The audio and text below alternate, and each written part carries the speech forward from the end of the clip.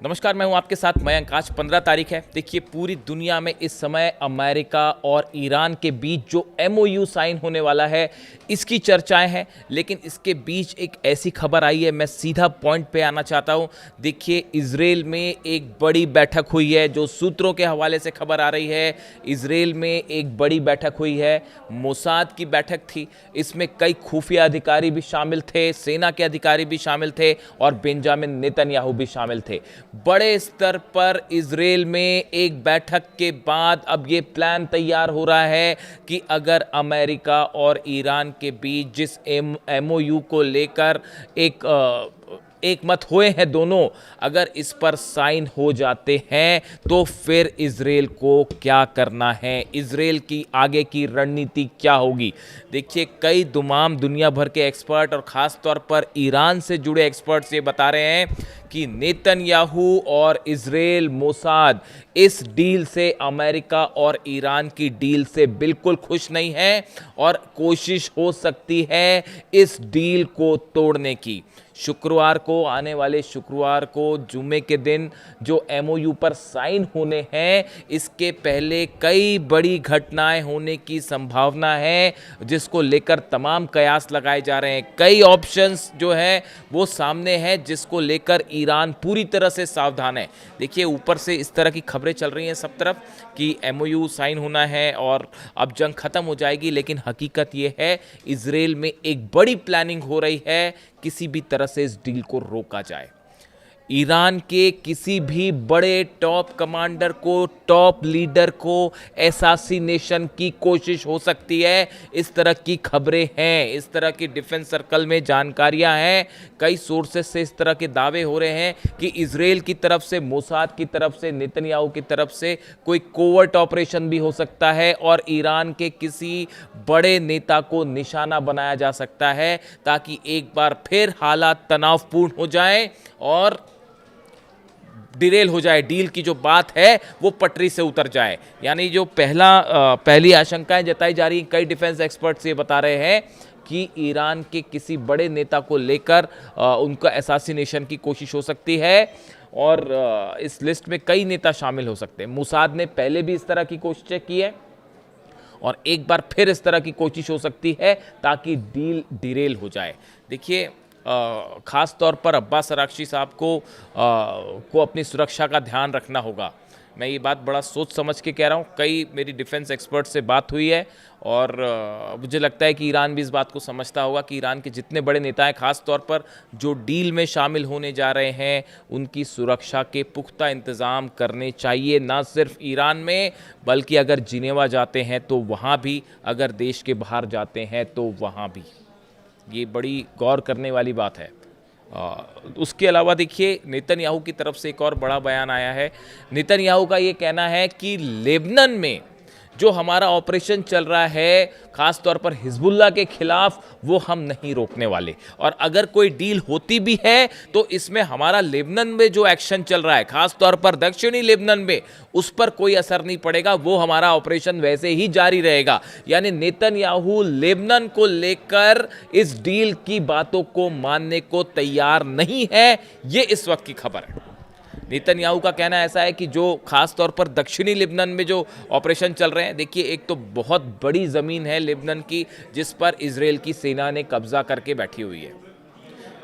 क्या ये नेतन्याहू ये ज़मीन खाली करके वापस आने को तैयार हो जाएंगे, जैसा कि ये डील का हिस्सा हो सकता है? क्या लेबनान पे हमला करने से रुक जाएंगे नेतन्याहू? फिलहाल इसकी संभावनाएं बेहद कम दिखाई दे रही हैं। देखिए, डील पेपर पे होना एक अलग बात है और 3000 बार जो है वो अलग अलग हमले हुए हैं पिछले कुछ वक्त के अंदर लेबनान के ऊपर। तो ऐसे हालात में क्या लेबनान को लेकर जो शर्त ईरान ने रखी है कि लेबनान में शांति होनी चाहिए, हमले नहीं होने चाहिए। बीती रात भी आपने देखा जिस तरह से बेरूत पर हमले हुए, उसके बाद ईरान ने अपनी मिसाइल्स तैयार कर दी थी और ये ऐलान भी कर दिया था ईरान की सेना की तरफ से कि आज रात इजराइल को करारा जवाब दिया जाएगा जो बेरूत पर उसने हमले किए हैं। और अगर आप ये सोचते हैं कि हमारे सहयोगियों को लेकर आप डील कर लेंगे तो हम तैयार नहीं हैं उसके लिए, ये डील नहीं हो सकती। उसके बाद बड़ी मुश्किल से अमेरिका की तरफ से जो है वो सुलह करवाई गई और किसी तरह से ईरान को हमले से रोका गया, वरना बीती रात ही इजराइल के ऊपर मिसाइल्स बरसनी तय थी। ये बात साफ हो गई थी। अब उसके बाद अब हालात ये है कि ये एमओयू की बात सामने आ गई है, लेकिन क्या नेतन्याहू इस डील को होने देंगे, ये अपने आप में एक बड़ा सवाल है। और यही वजह है कि ईरान के 3 बड़े अहम बयान सामने आए हैं। देखिए, सबसे बड़ा बयान आया है मोहम्मद बागेर जोलगद्र का, जो सेक्रेटरी हैं सुरक्षा समिति जो है, सिक्योरिटी काउंसिल जो है ईरान की, इसके सेक्रेटरी हैं मोहम्मद बागेर जोलगद्र। इनकी तरफ से बयान आया है कि किसी भी तरह का अगर कोई भी छोटा सा भी हमला होता है, चाहे वो लेबनान में हो, चाहे ईरान में हो, चाहे ईरान के किसी सहयोगियों पर हो, तो उसका करारा जवाब इजराइल को दिया जाएगा। ये बयान ईरान की सिक्योरिटी काउंसिल के सचिव मोहम्मद बागेर जोलगद्र साहब की तरफ से आया है। दूसरा बयान अली अब्दुल्लाही की तरफ से आया है, जो कि ईरान की सेना के बड़े अधिकारी हैं, बड़े कमांडर हैं। उन्होंने कहा है कि हमारी फिंगर्स जो हैं वो बटन पर हैं और इजराइल की तरफ से एक गलती की गई और जवाब दिया जाएगा। देखिए, उन्होंने ईरान के सुप्रीम लीडर मुस्तफा खामेनी साहब के भी निर्देशों का हवाला दिया, और मुस्तफा खामेनी ने बताया जा रहा है कि जो सुप्रीम लीडर हैं मुस्तफा खामेनी साहब, उनकी तरफ से अपनी सेना को साफ निर्देश दे दिए गए हैं कि जितनी मिसाइल्स हैं उनको अलर्ट मोड पर रखा जाए, लॉन्च मोड पे रखा जाए। जो ड्रोन्स हैं उनको लॉन्च मोड पे रखा जाए। जितने जहाज़ हैं, चाहे होर्मुज के आसपास जहां भी हैं, उनको पूरी तरह से हमले, जो छोटी बोट्स हैं उनको तैयार रखा जाए। यानी ईरान में एक तरफ तो डील की बात है, एमओयू पे साइन हो रहे हैं, लेकिन दूसरी तरफ ईरान इस बात को अच्छी तरह से समझ रहा है कि इजराइल की तरफ से बड़ी साजिश रची जा रही है। और ये खबरें हैं, डिफेंस सर्कल में ये खबरें हैं कि जो है पूरी कोशिश होगी इस डील को रोकने की, और एक भी हमला पूरी स्थिति को बिगाड़ सकता है। और इसीलिए ये कहा जा रहा है कि कोई कोवर्ट ऑपरेशन भी हो सकता है। देखिए, लगातार ईरान से इस तरह की खबरें आती हैं कि ईरान में धमाके हो रहे हैं, ईरान में कई जगह आग की खबरें आई। बड़ी संख्या में ईरान के अंदर मोसाद, सीआईए के एजेंट्स हैं, कई ऐसे लोग हैं जो जासूसी का काम कर रहे हैं, और लगातार वहाँ पर जो है वो धमाके होते रहते हैं और कोवर्ट ऑपरेशन होते रहते हैं। ऐसे में एक बार फिर ईरान को किसी भी रूप में निशाना बनाया जा सकता है, किसी भी वक्त ईरान पे एक बड़ा हमला हो सकता है। इसके लिए ईरान पूरी तरह से तैयार है, और यही वजह है कि मुस्तफा खामेनी साहब ने जो है अपनी सेना को ये निर्देश दिया है, अपने सारे बड़े अधिकारियों को ये निर्देश दिया है कि भले बातचीत हो रही हो, एमओयू पर साइन करने की बात है, सब है ठीक है, डील अपनी जगह है, लेकिन तैयारी पूरी रखनी है किसी भी हमले का करारा पलटवार करने के लिए। तो देखिए, हालात जो हैं ऊपर जो दिख रहे हैं, डील एमओयू को लेकर अंडरस्टैंडिंग बन गई है, और इसमें बहुत बड़ी जीत है ईरान की। मतलब इस डील में भी आप समझिए ऑलमोस्ट जितनी बड़ी शर्तें थी ईरान की, वो सब की सब डोनाल्ड ट्रंप ने मांग ली है। होर्मुज में अमेरिकी सेना पीछे हटेगी, बात नंबर 1। बात नंबर 2, ईरान सर्विस टैक्स लेने की जो बात कह रहा है उसके बारे में अभी कुछ कहा नहीं जा रहा, लेकिन सोर्सेस से ये खबर है कि ईरान जो है वो वहाँ से एक सर्विस टैक्स लेगा जो जहाज़ वहाँ से गुजरेंगे, इसको लेकर। देखिए, तीसरी जो सबसे अहम बात है इस एमओयू में, जिसको लेकर डोनाल्ड ट्रंप ने खुद बयान दिया है कि होर्मुज से बारूदी सुरंगें जो बिछी हुई हैं ईरान की, वो हटाई जाएंगी। अब ये थोड़ा सा ईरान को सावधान रहने की ज़रूरत है इस बात पे, क्योंकि एक बार अगर बारूदी सुरंगें हट जाती हैं तो ऐसे हालात में एक प्रकार से वहाँ पर जहाज़, कोई अगर अमेरिका के कोई जहाज़ हैं या दुश्मन देश के कोई जहाज़ वहाँ पर अंदर घुसने की कोशिश करें, तो उनके लिए वो रास्ता कुछ हद तक खुल जाएगा। इस बात को लेकर थोड़ा सा सावधान रहने की ज़रूरत है, क्योंकि ये बारूदी सुरंगों का बिछा रहना ये सबसे बड़ी वजह थी जिसके चलते अमेरिका के जहाज़ ईरान पर आगे बढ़ के हमला नहीं कर पाए, और कोई ताकत उन बारूदी सुरंगों को वहाँ से नहीं हटा पा रही थी। ऐसे हालात में अब वहाँ से बारूदी सुरंगों को हटाने का काम एक तो काफ़ी लंबा चलेगा, और वो हटने के बाद ईरान को होर्मुज में अलर्ट रहने की सख्त ज़रूरत है। देखिए, इसके अलावा जो दूसरी बड़ी अहम खबर है कि जो 24 बिलियन डॉलर्स की जो संपत्ति ईरान की सीज है, उसमें से 12 मिलियन यानी आधे पैसे इस एमओयू के साइन होने के आसपास रिलीज कर दिए जाएंगे, उसके पहले रिलीज कर दिए जाएंगे। ये ईरान की बहुत बड़ी जीत होगी, जिसके लिए पहले अमेरिका तैयार नहीं था, लेकिन अंततः मुस्तफा खामेनी के सामने ट्रंप को झुकना पड़ा। तीसरी और सबसे अहम बात, ईरान अपना यूरेनियम किसी देश को नहीं सौंपेगा। ये बहुत बड़ी जीत है ईरान की। देखिए लगातार अमेरिका ये कहता रहा कि हम यूरेनियम ले लेंगे, इस तरह के बयान सामने आए कि यूरेनियम पर कब्जा किया जाएगा, लेकिन जो MOU है उसके मुताबिक ईरान का यूरेनियम ईरान के पास ही रहेगा। इतना ही नहीं, 3.67% एनरिचमेंट का अधिकार भी ईरान के पास रहेगा। जो बराक ओबामा ने जो डील की थी 2015 में, उसमें भी ये परमिशन थी। यानी आप देखिए ईरान की विदेश नीति की कितनी बड़ी हार है। यानी आप ये देखिए कि अमेरिका की विदेश नीति की कितनी बड़ी हार है ये। डोनाल्ड ट्रंप जो समझौता बराक ओबामा ने किया वो चल रहा था, पहले उसको तोड़ा, ये बोल के तोड़ा कि भाई ईरान परमाणु बम बना लेगा, जबकि ऐसा कुछ नहीं हो रहा था। आपने उस समझौते को तोड़ा, आपने हमला किया, और उसका नतीजा ये है कि अब वो जो नुकसान हुआ है, भरपाई उसके जो पैसे हैं वो भी दिए जा रहे हैं, $300 अरब भी देने पड़ रहे हैं। जो संपत्ति फ्रीज थी वो भी रिहा की जा रही है। जो बैन लगा हुआ था, यूरोपियन कंट्रीज ने जो बैन लगाए थे, वो बैन भी, प्रतिबंध भी हटाए जा रहे हैं। यानी आप देखिए हर स्तर पर अमेरिका की हार हुई, जंग में हार हुई, जो डील है उसमें भी ईरान की शर्तें माननी पड़ गई, और अब हालात ये हैं, बताया ये भी जा रहा है कि आने वाला चुनाव भी डोनाल्ड ट्रंप के लिए मुश्किल होने वाली है, नवंबर में जो मिड टर्म पोल्स हो रहे हैं।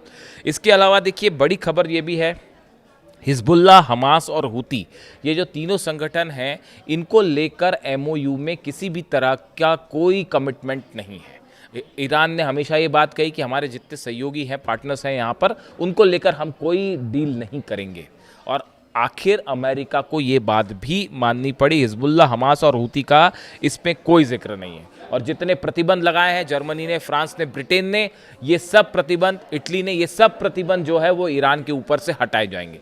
यानी डील की ये जो 5-6 पॉइंट्स हैं, ये ऐसे हैं जिसमें ये बात साफ होती है कि मुस्तफा खामनेई के सामने डोनाल्ड ट्रंप झुक चुके हैं, और लगातार अमेरिका की जो बातें सामने आ रही थी, दबाव सामने आ रहे थे, चाहे उन्होंने हॉर्मुज ब्लॉकेड किया, हमले किए, सब बातों को धता बताते हुए ईरान अपनी बात पर अड़ा रहा, और उसका नतीजा ये है कि आज अमेरिका को अपनी हार स्वीकार करनी पड़ी है। इसीलिए ये कहा जा रहा है कि ये MOU जो है अमेरिका की करारी हार है।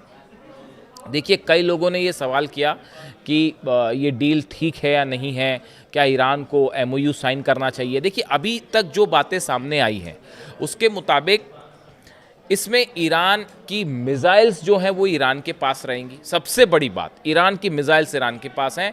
जब तक ईरान की मिसाइल्स ईरान के पास हैं तब तक ईरान सुरक्षित है, बात नंबर 1। बात नंबर 2, ईरान तो न्यूक्लियर बम पहले भी नहीं बना रहा था, एटम बम पहले भी नहीं बना रहा था, और अब भी वो कह रहा है कि हम नहीं बनाएंगे। तो इसमें किसी की जीत और हार का कोई सवाल ही नहीं है। सवाल है एनरिचमेंट का अधिकार। ईरान ने कहा हमारा एनरिचमेंट हम करते रहे हैं और आगे भी जारी रखेंगे, 3.67% का जो लेवल है हम वो बरकरार रखेंगे, और इस बात के लिए अब अमेरिका राजी हो गया। यानी जो ये यूरेनियम एनरिचमेंट पूरी तरह रोकने की जिद थी, ये पूरी तरह से फेल साबित हो गई अमेरिका की, और ईरान अपनी बात पर, यानी यूरेनियम के मुद्दे पर भी ईरान जीता है, न्यूक्लियर मुद्दे पर भी ईरान जीता है। $300 अरब का जो नुकसान हुआ है, ईरान को ये संपत्ति भी वापस की जाएगी। जो अलग अलग हमलों में ईरान का नुकसान हुआ है वो वापस किया जाएगा। जो फ्रीज संपत्ति है उसमें से आधी जो है $12 मिलियन जल्दी ही रिलीज़ किए जाएंगे। लेबनान पर हमला, लेकिन देखिए बात जो है घूम फिर के जो आ रही है वो आ रही है लेबनान पे। क्या नेतन्याहू इसके लिए तैयार होंगे हमला रोकने के लिए? जो खबरें हैं उसके मुताबिक नेतन्याहू जल्दी ही डोनाल्ड ट्रंप से मुलाकात भी कर सकते हैं। अब देखिए एक बड़ा फ्रेम समझिए, ये जो आनन फानन में डील की गई, अमेरिका की तरफ से सब शर्तें मान ली गई हैं ईरान की। इसकी बड़ी वजह, सबसे बड़ी वजह, आखिर डोनाल्ड ट्रंप क्यों राजी हुए, उसकी सबसे बड़ी वजह है अमेरिका में होने वाले मिड टर्म पोल्स, जिसमें डोनाल्ड ट्रंप हारने जा रहे हैं उसको। और अगर ये हॉर्मुज ना खुलता और ये डील ना होती तब तो हार और भी बुरी हो जाती। और डोनाल्ड ट्रंप को ये लग रहा था कि भाई पूरे दुनिया में जो है वो बिजनेस ठप पड़ा है, ऑयल ठप पड़ा हुआ, अमेरिका में प्राइस हाइक होते जा रहे हैं, तेजी से कीमतें बढ़ रही हैं, इन्फ्लेशन बढ़ रहा है, तो मेरी हार ना हो जाए मिड टर्म पोल्स में। इससे बचने के लिए आनन फानन में ये डील की गई है।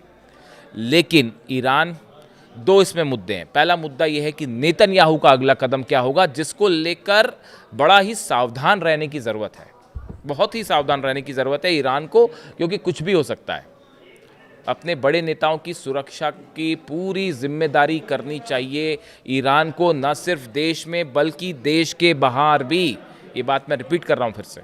इसके अलावा देखिए, बड़ा एक तो फुटबॉल वर्ल्ड कप है, वो तो चल ही रहा है। उसके अलावा ये जो इलेक्शंस हैं ये बेहद अहम होने जा रहे हैं। लेकिन सवाल ये है कि ईरान का जो यूरेनियम है, जो कि 64% एनरिच है, जो उस यूरेनियम का क्या होगा और उसको लेकर आगे क्या किया जाएगा, ये तस्वीर अभी साफ नहीं है। यानी कि ईरान के यूरेनियम के मुद्दे पर बातचीत आगे आने वाले दिनों में, ये जब ये एमओयू साइन हो जाएगा, इसके बाद जो 60 दिन का गैप होगा उसमें चर्चा होगी ईरान के यूरेनियम को लेकर।